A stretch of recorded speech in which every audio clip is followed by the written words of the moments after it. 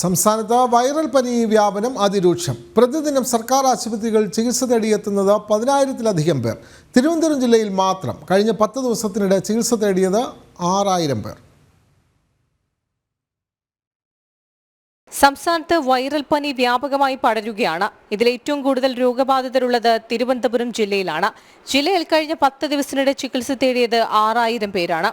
ഡെങ്കിപ്പനി ബാധിതരുടെ എണ്ണവും ആശങ്കപ്പെടുത്തുന്ന വിധം ഉയരുന്നു. തിരുവനന്തപുരത്ത് 28 പേർക്ക് ഒരാഴ്ചയ്ക്കുള്ളിൽ രോഗം പിടിപെട്ടു. 38 പേരാണ് രോഗലക്ഷണങ്ങളോടെ കഴിയുന്നത്. പനിക്കൊപ്പം ശക്തമായ ചുമയും അലർജി പോലുള്ള ലക്ഷണങ്ങളും ആശങ്കപ്പെടുത്തുന്നുണ്ട്. ആശാപ്രവർത്തകർ, ഹെൽത്ത് ഇൻസ്പെക്ടർമാർ എന്നിവരുടെ സഹകരണത്തോടെ പ്രതിരോധ പ്രവർത്തനങ്ങൾ പ്രാദേശിക തലത്തിൽ ശക്തിപ്പെടുത്താൻ ആരോഗ്യവകുപ്പ് നിർദ്ദേശം നൽകിയിരുന്നെങ്കിലും കാര്യമായ ഫലം കണ്ടിട്ടില്ല. വൈറൽ പനി ബാധിക്കുന്നവരിൽ രക്തസാമ്പിൾ പരിശോധന നിർബന്ധമായും നടത്തണമെന്നാണ് ആരോഗ്യവകുപ്പിന്റെ നിർദ്ദേശം. കൊതുക് നശീകരണത്തിനും പ്രതിരോധ പ്രവർത്തനങ്ങൾക്കും ആരോഗ്യവകുപ്പ് കൂടുതൽ പ്രാധാന്യം നൽകണമെന്ന ആവശ്യവും ശക്തമാണ്. കൂടാതെ മരുന്ന് ക്ഷാമം കാരണം വൈറൽ പനി ബാധിച്ച് ആശുപത്രിയിൽ എത്തുന്നവർ ബുദ്ധിമുട്ട് നേരിടുന്നതായും വ്യാപക പരാതിയുണ്ട്. ജനം, തിരുവനന്തപുരം.